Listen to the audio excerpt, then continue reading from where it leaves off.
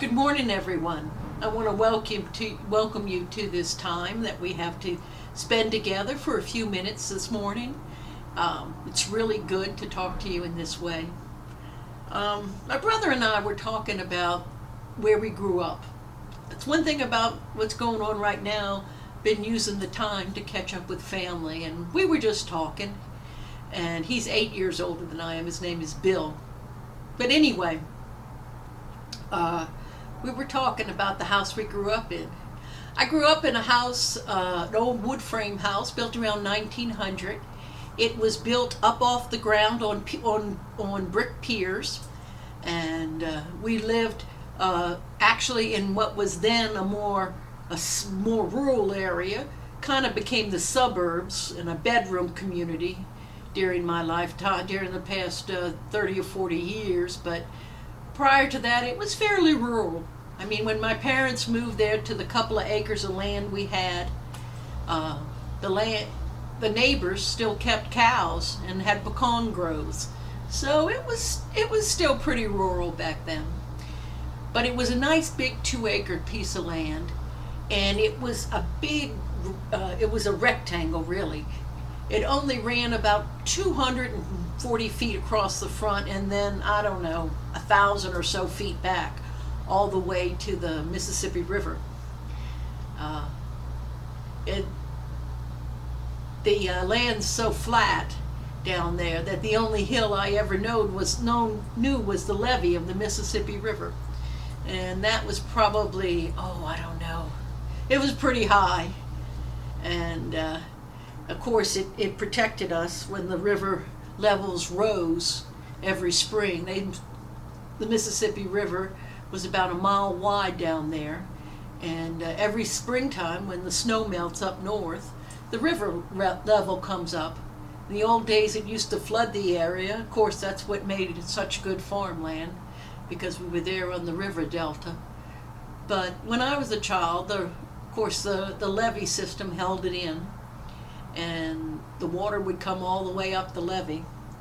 And in between that, the water would usually be, a good 30 or 40 yards from the base of the levee was the real river, the bed, where the real bed of the river was. And the land between the levee and the base of the levee and where the water actually starts is called the batture. It's a French word, Batture, batture. But anyway, it doesn't matter. The whole point is that it was a great place to grow up, because there were big ocean-going ships on the Mississippi River. We'd see tugboats. I remember when my brother was in the Navy, Bill was in the Navy, the boat he was on, the ship he was on, came up the Mississippi River, and my younger sister and I went back and we went out on the river and stood out there and waved, and I don't know, Bill said he saw us, but what was really kind of cool was whoever was up at the signal lights flashed the signal lights at us, and that was kind of cool. But anyway, I'm wandering off topic, don't I always? All right, back on the story I wanted to tell.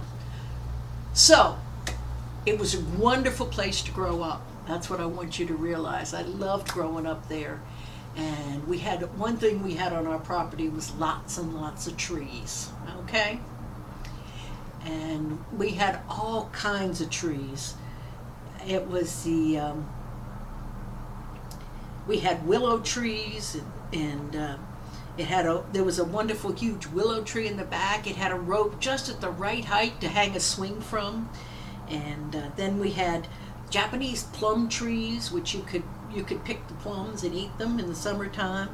There were pine trees all over. There was a black cherry tree, and in the spring, when the black cherries were in season, my parents would lay newspaper out underneath the black cherry tree, and then they'd shake it, and the black cherries would come down, and they used to make a cherry drink called Cherry Bounce.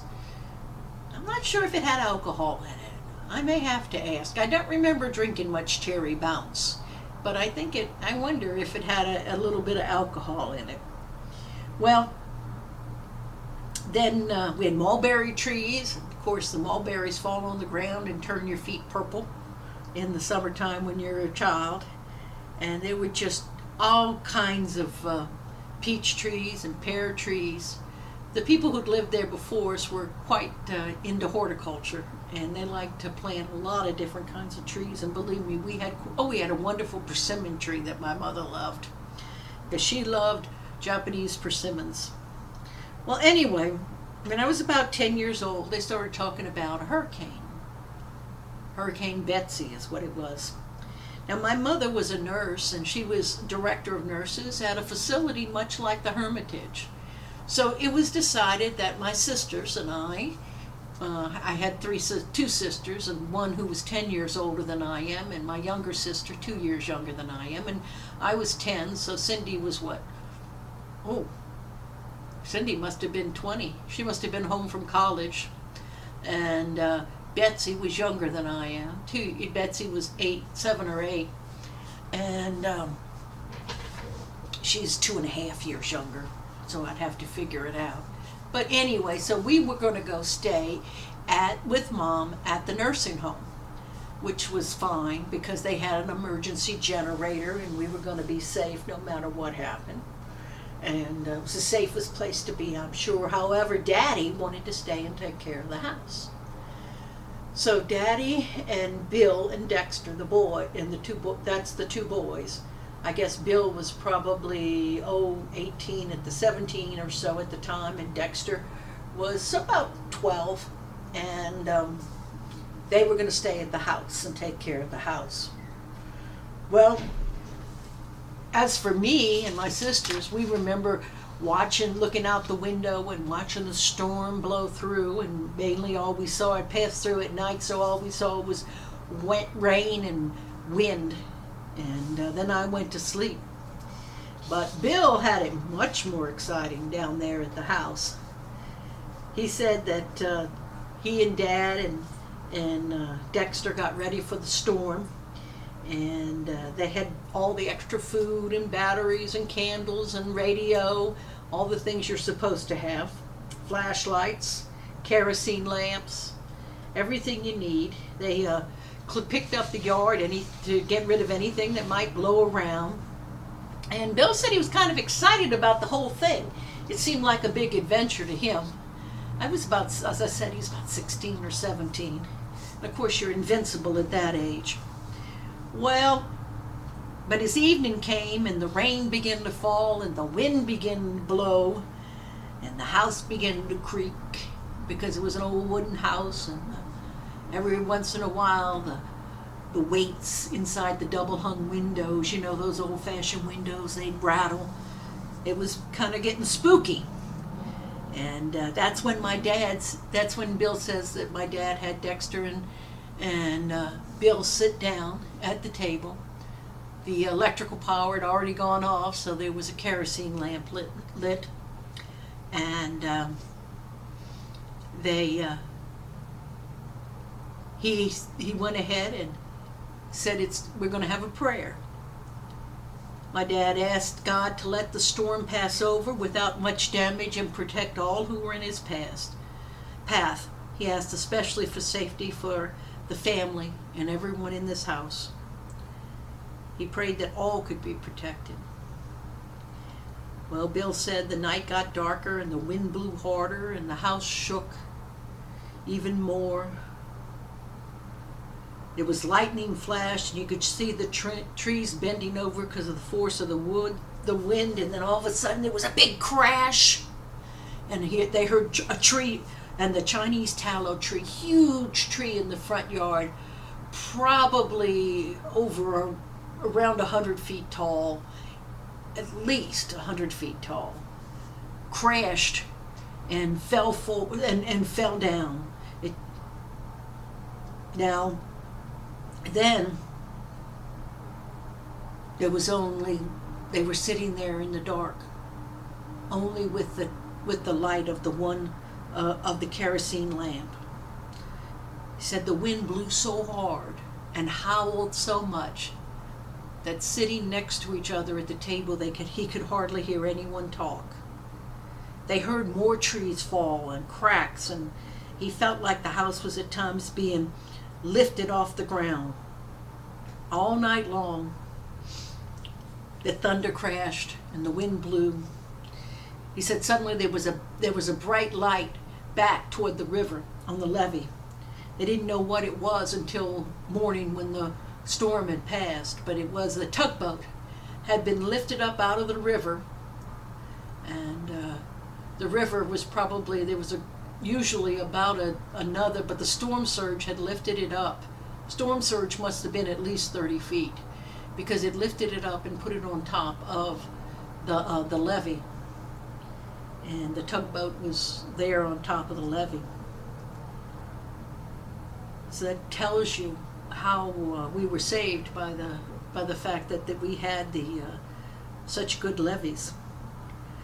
Well, Bill said that all night long the lightning flashed and the thunder crashed, and every once in a while they'd hear a large crack as a tree or two broke. They'd see limbs flying by in the window. Bill was scared by this time, he said. But Daddy just sat there calmly with them by the light of the kerosene lamp, and he told them stories. Bill said he can't remember anything Dad said, but somehow Dad just being there and being so calm and reassuring made him feel safe inside. By the morning, the storm was over. When they went outside, they saw the damage. We lost 17 trees in our yard that night. 17 of trees had blown down. And even though many of those trees stood within a few feet of the house,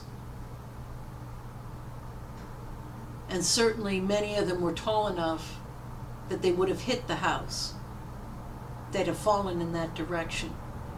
Every single one of those 17 trees fell away from the house. The ones in the front fell forward, the ones on the sides fell away, the ones in the back fell away. 17 trees that could have hit. Daddy counted. We lost a few more back in our woods, but Dad didn't count those. He counted the ones that he felt were probably tall enough they might have reached the house, that were there in the yard. To us, it was a miracle.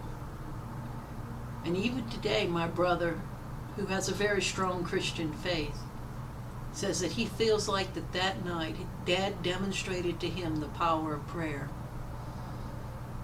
The scripture tells us, by prayer and supplication, with thanksgiving, let your requests be made known to God. It's pretty powerful. It really is.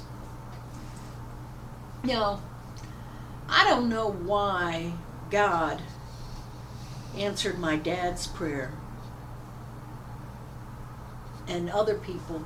So many people I knew, their houses got destroyed. Didn't they pray also? I'm sure they did. And I'm sure people in the paths of other hurricanes before and since had all prayed, and sometimes they were spared and sometimes they weren't. I don't have an answer to that as to why God seems to answer some prayers and not others. But I do know that God, as it's told us in the book of Isaiah, God says, my thoughts are not your thoughts, nor your ways my ways. As high as the heavens are above the earth, so my thoughts are above your thoughts and my ways above your ways. It's pretty powerful. All I know is that as believers in God, we are given the privilege to pray. Why prayers can make a difference, I don't know. I have a whole list of things that I'm going to ask God when I get to heaven, and that's on it, by the way. There's a few other things that are on it, but that's one of them. And but I know, and He also promised us, that no matter what, whether our prayers are answered in the way we want them or not, He will never fail us nor forsake us. And that's an awfully powerful message too. I think we've all been through difficult times. And if we felt God's presence or God's protection, well, what a blessing. There's times probably we haven't. But please don't stop praying. I don't understand the workings of God's mind. But I do know, and I fully believe, that the prayers of the faithful are powerful and effective. And God is with us.